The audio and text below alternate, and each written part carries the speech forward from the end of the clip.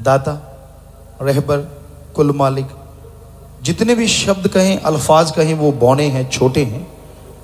हमारे वो दाता, रहबर, मालिक शाह मस्ताना जी इस धरती पे चल के आए, हमें वो सच का राह दिखाया, ऐसा रास्ता जिस पे चलना खाना खाने से भी आसान है। आप खाना खाते हैं, कौर तोड़ते हैं, लगाते हैं, चबाते हैं, निगलते हैं, काफी देर बाद हजम होता है। लेकिन सतगुरु ने ऐसा नाम गुरुमंत्र बताया, पैदल जा रहे हो, लेटे हो, बैठे हो, कोई भी आपका शारीरिक काम आप कर रहे हैं, करते रहिए, बस जीवा से, ख्यालों से मालिक का नाम लेते जाओ, दरगाह में मंजूर कबूल होता जाएगा। कोई समय था ऐसा पिछले युगों में, सारी जिंदगी लोग मालिक के लिए बैठे रहते थे।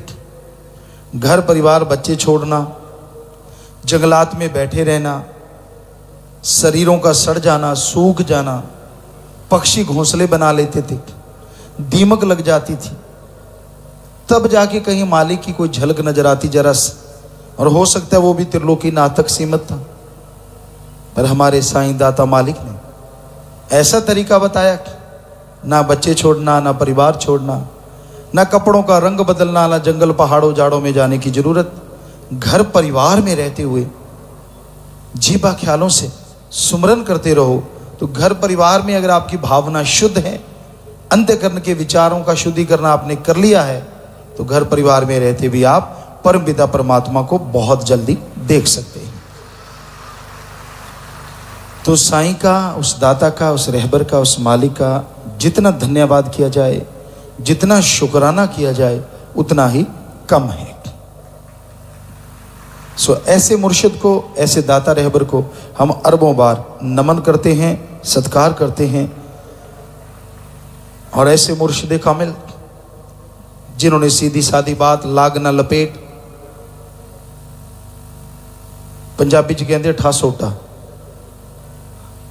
मान लेता आवे ना टोटा। सो वो वाली बात कि सतगुरु ने एक सच्ची बात बताई, लाग लपेट नहीं, कि भाई सुमरन कर लो वरना खल खिंची जाएगी, सुमन कर लो, नहीं करोगे तो कर्मों का बोझ उठा के तड़पते रहोगे। तो सुमरण करने में जो आनंद आता है, जो लज्जत आती है, जो खुशियां आती हैं, ये तो वो जानता है जो देता है, या वो जानता है जो लेता है। दूसरों के लिए तो बातें हैं, नूरी स्वरूप होता है, परमानंद होता है, हरि रस होता है, अमृत होता है, पर जिसने चखा नहीं उसे क्या मालूम कैसा होता है। मालिक होता है, अल्लाह होता है, राम होता है, जिसने दर्शन नहीं किए उसको क्या पता कैसा होता है। कई कहते बताओ उसकी शक्ल कैसी, उसकी किसी से तुलना होती नहीं तो शक्ल बताई कैसे जाए। और लोग इसको सोच लेते, झूठ बोलते हैं। चलो आप हरिश्चंद्र के औलाद हो तो ये बता दो सूरज किस जैसा है, मान जाएंगे। बताओ सूरज किस जैसा है कोई सूरज की तुलना के लायक? आग का गोला है, आग तो इतनी सी होती है, आग का गोला बुला लो, सूरज तो कितनी दूर तक प्रकाश देता, आग का गोला तो एक गर्मी में बड़ी मुश्किल से दे पाएगा। सब झूठ। कर सकते हो सूरज की तुलना? है आपके पास सूरज जैसी कोई दूसरी चीज? अगर नहीं तो जिस मालिक ने ऐसे करोड़ों अरबों सूरज बनाए, उस जैसा कहां से दूसरा लाएं और कैसे बताएं वो किस जैसा है? तो जो देखता है वही जानता है, अंदर बाहर एक हो जान। जब अंदर देख लोगे तो बाहर भी वो नजर वैसा ही आ जाएगा। कहता जब तक ना देखूं अपने नैनी तब तक ना मानूं गुरु की कहनी। ठीक है, नैनों में राम नाम की दवा डालोगे तभी अपने नैनों से देखोगे, तभी फिर आपको गुरु पीर फकीर की बात सच्ची नजर आएगी। वो अंदर भी है बाहर भी है। पर गुरु की कहनी तो पहले माननी पड़ती है, फिर नैनों में आता है वो। आपको अगर ये कहो कि मैं तो सीधा डिग्रियां ले लूंगा, डिप्लोमे ले लूंगा, हो सकता है मेज के नीचे से सरका के आप ये सब ले लें, लेकिन कायदा तो यही है कि first class, second, third, fourth, fifth ऐसे करते करते आप डिग्रियां, डिप्लोमे ले सकते हैं। वैसे नहीं। कोई ये कहे कि मैं तो जी बिना बीज डाले फसल ले लूंगा, ले सकता कोई। बिना दुकान खोले दुकान का प्रॉफिट ले लूंगा, ले लोगे आप? नहीं ले सकते। तो फिर बिना भक्ति के भगवान कहां से मिलेगा बताओ? भक्ति तो करनी पड़ेगी। कहते भक्ति ना करनी पड़े, सीधा साधा दिखा दो हमें तो मान जाएंगे गुरु है। क्यों जरूरी है आपको मनवाना? ना मानो, आपको फिर क्यों मनाए? क्यों ना सीधा राष्ट्रपति को मना लें ऐसा करके, बाकी सारे तो अपने आप ही मान जाएंगे। ये हुक्म ही नहीं है फकीरों को कि ऐसा कोई चमत्कार दिखा दे। तो कहने का मतलब भक्ति आपको करनी पड़ेगी, अपने अंतःकरण की सफाई भी आपको करनी पड़ेगी, तब जाके आप परमपिता परमात्मा के नूरी स्वरूप को देख पाएंगे। ये नहीं है कि भगवान पहले और भक्ति बाद में। जब भगवान मिल गया फिर भक्ति की क्या जरूरत? पर लोगों को तो यूं ही है ना, आजकल टीवी पे लोग देखते हैं, बच्चे देखते हैं, रिमोट है, बटन दबाया ये हो गया, बटन दबाया इच्छा पूरी हो गई। कहता मजा आ जाए, भगवान मिल जाए, बस बटन दबाते रहेंगे बैठे बैठे। उसको पाने के लिए कड़ा परिश्रम करना पड़ता है। कोई भी खेल है, कोई भी खिलाड़ी है, कोई भी भक्त, कोई भी साधक है, उसको साधक बनने के लिए साधना करनी पड़ती है, और तब जाके परमपिता परमात्मा का हरिरस अमृत आबो हयात मिला करता है। और साधना के लिए अति जरूरी है गुरु वचन। गुरु वचन नहीं मानना। और गुरु क्या वचन कहता है? सुमरन करो, दीन दुखियों की मदद करो, परहित परमार्थ करो। वो तो कहता ही नहीं कि मेरे पांव दबाओ, वो तो कहता नहीं कि मेरी सेवा करो, वो तो कहता है सब मालिक की औलाद हैं, जितनी आप मालिक की औलाद की सेवा करोगे उतना ही आपको, आपके परिवार को, कुटुंब कबीले को खुशियां मिलेंगी और आप सुखों से माला माल हो जाओगे। तो पीर फकीर की बात मानो, सुमरन जरूर करो। ये कलयुग है। 5 मिनट सही, 15 सही, 20 सही, 5 से शुरू करो, फिर 2 मिनट, 7, 9, 11, 15, 20 ऐसे बढ़ाते जाओ। कहीं सोच लो विधि ने 5 मिनट कह दिया कि मन बड़ा शैतान है, 5 कह दिया जी, 5 तो कर लिया करेंगे। हमने तो एक दिन के लिए 5 कहा, अगले दिन 7, फिर 9, फिर 11, फिर 15, ऐसे रोज बढ़ाते जाना। कर लो शुरू 5 से, और आधे घंटे घंटे तक ले जाओ। इसमें आपको ही खुशियां मिलनी है। संत इसीलिए आते हैं संसार में कि उसके तमाम जीवों को खुशी मिले। आप जितने भी लोग बैठे हो, आपके बच्चे हैं, आपका परिवार है।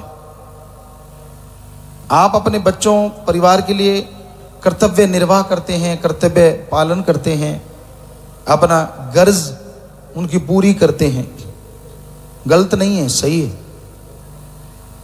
पर संतों की औलाद तो सारी दुनिया होती है, सारी सृष्टि होती है। आप अपने 2-4 बच्चों के लिए परेशान हो जाते हैं, यार नौकरी नहीं लगा, पढ़ता नहीं, ये आवारा निकल गया, ये ढंग से मेरी इज्जत नहीं करता, उसके लिए परेशान हुए रहते हैं, चदरें फाड़ते रहते हैं सोते सोते भी। कैसे ठीक हो, ऐसे ठीक हो जाए, इधर करवट बदली, इधर बदली। अब जरा सोचिए, जिस पीर फकीर के लिए जो मालिक की औलाद है वो खुद की औलाद है, तो वो तो उन सबके भले के लिए करेगा ना, भले के लिए सोचेगा। तो उनका भी ये कर्तव्य होता है, वो भी इस कर्तव्य का निर्वाह करते हैं। तो हम आपको जो बताते हैं, आपकी सेवा में अर्ज करते हैं, वो सब सदगुरु मौला दाता रहबर का ही बताया हुआ होता है, वो ही हमसे कहलवाते हैं, ताकि आपका भला हो, आपके परिवार का भला हो। पर मानोगे तो भला होगा ना। नहीं मानते, इसमें फकीर को क्या धौंस है कि मैं आपका वचन नहीं मानता? हमें क्या दर्द जरूर है कि आप नहीं मानते, तो अपने कर्मों का बोझ उठाओगे। मान जाओ तो आप अपने कर्मों के बोझ से हल्के हो जाओगे, फायदा आपका है। तो भाई साईं जी दाता रहबर ने हमें ये पाठ पढ़ाया, हमें ये शिक्षा दी कि नेकी के रास्ते पे चला करो, सबका भला करा करो, इंसानियत को कभी ना छोड़ो। जो मालिक से मोहब्बत करते हैं, इंसानियत उनके रग रग में बस जाया करती है। वो दया रहम की भावना कभी त्यागा नहीं करते। उनके अंदर दया रहम हमेशा बढ़ता जाता है। वो किसी को दुखी करते नहीं। बाई चांस हो भी जाए तो फिर अंदर से तड़पते भी हैं, मैंने किसी को दुखी क्यों किया, फिर से उसको सुखी करने के लिए प्रेरित हो जाते हैं और फिर से उसे जरूर खुशियां ला के छोड़ते हैं। यही इंसानियत है, यही मानवता है। 5 तत्व का पुतला है इंसान, पृथ्वी, पानी, अग्नि, वायु और आकाश। कभी कभार कोई तत्व भड़क जाता है, गुस्सा आ जाता है, बुरा कह बैठता है, पर आपको लगा कि आपने वाकई बहुत बुरा बोला और आपके अंदर भगवान के प्रति, सतगुरु के प्रति प्यार है, तो उसी समय आपके अंदर आ जाएगा कुछ देर के बाद, यार तूने गलत किया, भाई तूने गलत किया। तो फिर गलती को फौरन सुधार लो। उससे जाके कहो मुझे क्षमा कर, माफ कर भाई, मेरा पारा चढ़ गया था। और जब पारा चढ़ जाता है ना, 36 प्रकार का भोजन भी जीरो लगता है जिसको बुखार चढ़ जाए। जिनको चढ़ा होगा वैसे सबको चढ़ जाता है। और जब बुखार चढ़ता है तो आप खाना खा के देखो कैसा लगता है, बकबका, क्योंकि पारा चढ़ा होता है। ऐसे मन का पारा है, जब क्रोध आया होता है तो फिर सारे बेकार लगते हैं। और जब डाउन हो जाता है, जब बुखार टूट जाता है, फिर 36 प्रकार नहीं, चाहे कितने बासा पड़ाओ सारे रगड़ जाता है। वो भी इंसान है। जब पारा उतर गया, गुस्सा उतर गया और उसको लगा कि मैंने गलत किया और जाके क्षमा मांग ले कि भाई गलती हो गई यार, मैं पारा चढ़ा हुआ था, मेरे गलत बोला गया तेरे से, वाकई इंसानियत है। पर कई लोग कहते ना, मेरी तो ईगो हर्ट हो जाएगी, मेरी तो बेइज्जती हो जाएगी अगर मैं ऐसे जाके। छोटे छोटे बच्चे सॉरी नहीं करते। आजकल के ऐसे माँ बापों को हमने देखा है, उनको बोलो कर सॉरी, नहीं करता। फिर जब चित्र दिखाते हैं तो कहते हाँ करता हूँ। बड़ी हैरानी होती है यार, ये क्या है, कैसा युग है। सतगुरु मौला ने हमें तो समझाया था, कभी ऐसी गलती होने ही नहीं देते थे। पर हमने देखा है कि हमारे संगी साथी भी कई होते, तो अगर हो जाता, कई ऐसे थे जो फौरन मान लेते, यार मैंने गलत कर दिया, सॉरी। क्या क्या फर्क पड़ता है उससे? कोई आपका तगमा उतर जाएगा, बल्कि इंसानियत का तगमा लग जाएगा कि ये आदमी सच्चे दिल का है। उसकी एक अलग पहचान बन जाती है। अहंकारी कुत्ते की पूंछ की तरह होते हैं जो कभी सीधी नहीं होती, और समाज वाले उसे इज्जत नहीं करते, यार ये तो अहंकारी है, अहंकार का भरा हुआ। तो इसलिए सतगुरु साईं दाता रहबर मस्ताना जी महाराज ने यही सिखाया, दीनता नम्रता धारण करो तो मालिक कण कण में, जर्रे जर्रे में नजर जरूर आए।